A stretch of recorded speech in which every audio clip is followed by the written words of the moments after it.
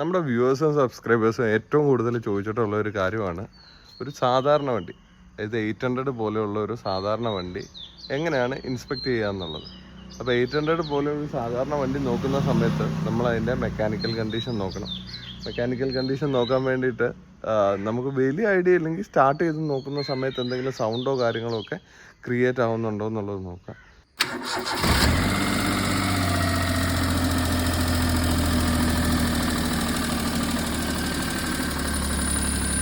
ഇതിൽ നമ്മൾ നോക്കേണ്ടതെന്ന് വെച്ച് കഴിഞ്ഞാൽ അബ്നോർമലായിട്ടുള്ള എന്തെങ്കിലും സൗണ്ടോ കാര്യങ്ങളോ കേൾക്കുന്നുണ്ടോ, അതേപോലെ തന്നെ ഓയിൽ ലീക്കുകൾ ഏതെങ്കിലും ഭാഗത്തുണ്ടോ, അങ്ങനത്തെ കാര്യങ്ങളൊക്കെയാണ് നോക്കേണ്ടത്. മിസ്സിങ് കാര്യങ്ങളുണ്ടെന്നുണ്ടെങ്കിൽ ഈ എൻജിൻ കിടന്നിട്ട് ഭീകരമായിട്ട് വൈബ്രേറ്റ് ചെയ്യും. പഴയ വണ്ടി കച്ചവടക്കാരൊക്കെ പറയുന്ന മെയിനായിട്ടുള്ള ഒരു കാര്യം, ഒരു വണ്ടി എടുക്കാൻ പോകുമ്പോൾ നിങ്ങൾ വേറൊന്നും ശ്രദ്ധിച്ചില്ലെങ്കിലും നോക്കേണ്ടത് ബാറ്ററിയും പിന്നെ ഒരു കേസ് ടയറുമാണ്. കാരണം ഒരു വണ്ടി എടുത്തു കഴിഞ്ഞാൽ ഏറ്റവും പെട്ടെന്ന് വരുന്ന കോസ്റ്റ് ഒന്ന് ബാറ്ററിയാണ്. ബാറ്ററി നിങ്ങൾക്ക് വേറെ എക്യുപ്മെൻറ്റ്സ് ഒന്നും ഇല്ലെങ്കിൽ ഇതിൽ തന്നെ ഹൈഗ്രോമീറ്റർ ഇൻബിൽറ്റ് ആയിട്ടുണ്ട്. അപ്പോൾ അതിൻ്റെ കളർ നോക്കിക്കഴിഞ്ഞാൽ ഏകദേശം പിടികിട്ടും. പിന്നെ വണ്ടി ഒന്ന് സ്റ്റാർട്ട് ചെയ്ത് നോക്കിക്കഴിഞ്ഞ് കഴിഞ്ഞാൽ ബാറ്ററിയുടെ കണ്ടീഷൻ അറിയാം. ടയറിലേക്ക് വരുമ്പോൾ ടയറിൽ സൂക്ഷിച്ച് നോക്കിക്കഴിഞ്ഞാൽ അത് ഇതുപോലെ ഒരു ട്രയാങ്കിൾ നിൽക്കുകയാണ്. ഇതിന് thread wear indicator TWI thread wear indicator എന്ന് പറയും. ഇതിൻ്റെ നേരെ നോക്കിക്കഴിഞ്ഞാൽ ഈ ടയർ എത്രത്തോളം ഉണ്ടെന്നുള്ള അറിയാം. ഇതിപ്പോൾ കഴിഞ്ഞിട്ടുണ്ട് ഈ ടയർ. ഇത് ഈ നടുക്കത്തെ ഗ്രൂവ് ഇത് നോക്കിയിട്ട് ടയർ അത്യാവശ്യം ഓടാനുണ്ടെന്ന് ഒരിക്കലും പറയരുത്, കാരണം ഇതൊരു തീർന്നിട്ടുള്ള ടയറാണ്. പിന്നെ ടയറിനെ സംബന്ധിച്ച് നോക്കേണ്ട കേസ് എന്ന് പറയുന്നത് ടയറിൻ്റെ മാനുഫാക്ചറിങ് ഇയർ ഇതിൽ മെൻഷൻ ചെയ്തിട്ടുണ്ടെന്നുണ്ടെങ്കിൽ അതൊന്ന് നോക്കിയേക്കാം. ചില ടയറിൽ അത് കാണണമെന്നില്ല. ഇത് ഈ കാണുന്ന പോലെയാണ് ടയറിൻ്റെ മാനുഫാക്ചറിങ് ഇയർ വരിക.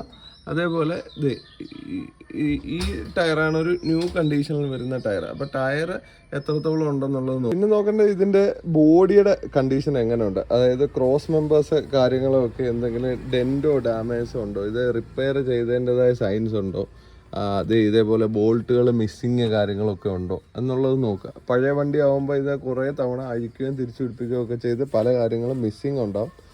അപ്പോൾ അത് നമ്മളുടെ ഡ്രൈവബിലിറ്റിയെ അഫക്റ്റ് ചെയ്യുന്നുണ്ടോ നോക്കുക. പിന്നെ ഈ വണ്ടി ആകുമ്പം പഴയ വണ്ടികളിൽ തട്ടമുട്ട ഇതിനൊക്കെയുള്ള സീനുണ്ട്.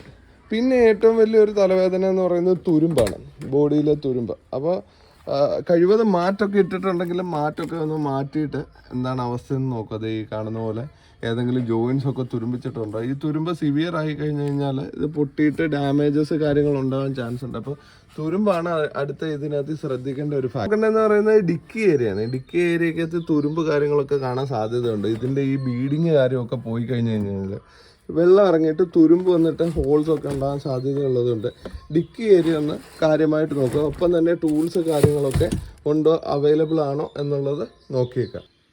അടുത്ത് നോക്കേണ്ട ഒരു കാര്യമാണ് വണ്ടിയുടെ ഇൻറ്റീരിയറിൻ്റെ കണ്ടീഷൻ. ഇൻറ്റീരിയറിൻ്റെ കണ്ടീഷൻ എങ്ങനെയുണ്ട്, ഇൻറ്റീരിയറൊക്കെ എത്രത്തോളം വൃത്തിയാണ് എന്നുള്ള കാര്യങ്ങളൊക്കെ ഒന്ന് ശ്രദ്ധിക്കുക. പിന്നെ നമ്മൾ നോക്കേണ്ട വണ്ടിയുടെ ലൈറ്റ് ഇൻഡിക്കേറ്റർ കാര്യങ്ങളൊക്കെ വർക്ക് ചെയ്യണുണ്ടോ എന്നുള്ള കേസ് നോക്കുക. ഇലക്ട്രിക്കൽസ് എല്ലാം ഫങ്ഷൻ ചെയ്യണുണ്ടോ എന്നുള്ള ഉറപ്പിക്കുക. വണ്ടിയുടെ AC ഉള്ള മോഡലാണെന്നുണ്ടെങ്കിൽ AC വർക്ക് ചെയ്യുമോ, ACയുടെ കൂളിംഗ് ഒക്കെ കറക്റ്റ് ആണോ, ഹീറ്റിംഗ് വർക്ക് ചെയ്യുന്നുണ്ടോ, മോഡുകളൊക്കെ വർക്ക് ചെയ്യുന്നുണ്ടോ എന്നുള്ളതൊക്കെ ഒന്ന് ചെക്ക് ചെയ്ത് നോക്കുക.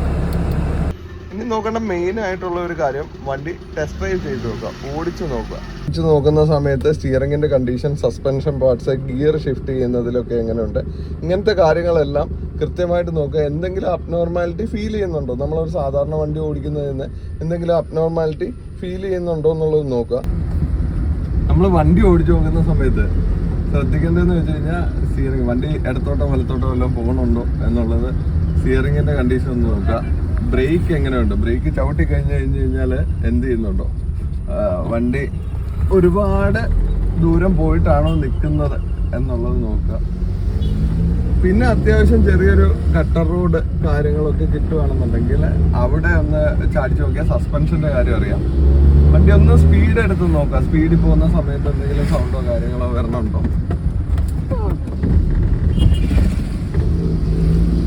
അധികം സ്പീഡ് എടുക്കാതിരിക്കുക, കാരണം പഴയ വണ്ടിയുടെ കണ്ടീഷന് കുറച്ച് മോശമായിരിക്കും. അപ്പോൾ സ്പീഡ് എടുത്ത് കഴിഞ്ഞ് ചിലപ്പോൾ കൈ നിന്നില്ല, എന്തെങ്കിലും ഊരിയൊക്കെ പോയ പണിവാണ്.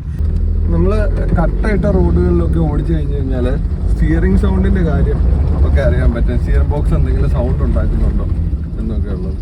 പിന്നെ എപ്പോഴും വണ്ടി എന്ത് ചെയ്യുക, ഫോർവേഡ് ഓടിച്ചു നോക്കും പലരും, പക്ഷെ റിവേഴ്സ് ഇട്ട് നോക്കൂല. റിവേഴ്സ് ഒന്ന് ഇട്ട് നോക്കിയേക്കുക, റിവേഴ്സ് എങ്ങനെയുണ്ട്, റിവേഴ്സ് വർക്ക് ചെയ്യുന്നുണ്ടോ എന്നുള്ള കാര്യങ്ങൾ.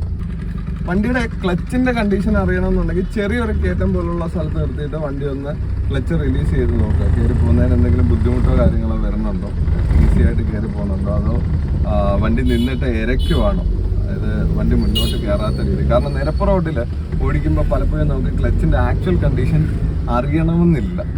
നല്ല ഏരിയ ഉള്ള ഒരു സ്ഥലത്ത് വണ്ടി ഇതേപോലെ ഫുള്ള് കട്ട് ചെയ്ത് ഓടിച്ചു നോക്കി കഴിഞ്ഞു കഴിഞ്ഞാൽ നമുക്ക് ആക്സിൽ സൗണ്ട് ഉണ്ടോ എന്നുള്ളത് അറിയാൻ പറ്റും. പിന്നെ എഞ്ചിൻ ഓടി ചൂടായി കഴിയുമ്പോൾ ഈ സ്റ്റിക്ക് ഇങ്ങനെ ഒന്ന് വലിച്ചു നോക്കുക, അതിനകത്ത് നിന്ന് പുകയോ കാര്യങ്ങളോ ചാടുന്നുണ്ടോ എന്ന് നോക്കുക. അതും എഞ്ചിൻ്റെ കണ്ടീഷൻ അറിയാൻ വേണ്ടിയിട്ട് നമ്മളെ ഹെൽപ്പ് ചെയ്യും. വണ്ടിയുടെ പേപ്പർ ഭാഗം അറിയണമെന്നുണ്ടെങ്കിൽ ഗവൺമെൻറ് തന്നെ എം പരിവാഹൻ എന്ന് പറയുന്ന ആപ്പുണ്ട്. എം പരിവാഹൻ ആപ്പിനകത്ത് പോയി കഴിഞ്ഞ് കഴിഞ്ഞാൽ നിങ്ങൾക്ക് വണ്ടി നമ്പർ അടിച്ചിട്ട് കംപ്ലീറ്റ് ഡീറ്റെയിൽസ്, ഈ വണ്ടി സംബന്ധമായിട്ടുള്ള എല്ലാ ഡീറ്റെയിൽസും അറിയാൻ വേണ്ടിയിട്ട് സാധിക്കും. ലാസ്റ്റ് ബട്ട് നോട്ട് ലീസ്റ്റ്, ഡോക്ടറുടെ സ്റ്റിക്കർ ഉണ്ടോ എന്നൊന്ന് നോക്കിയേക്കുക. ഇത് ഭയങ്കര ഇമ്പോർട്ടൻ്റ് ആയിട്ടുള്ള ഒരു കാര്യമാണ്.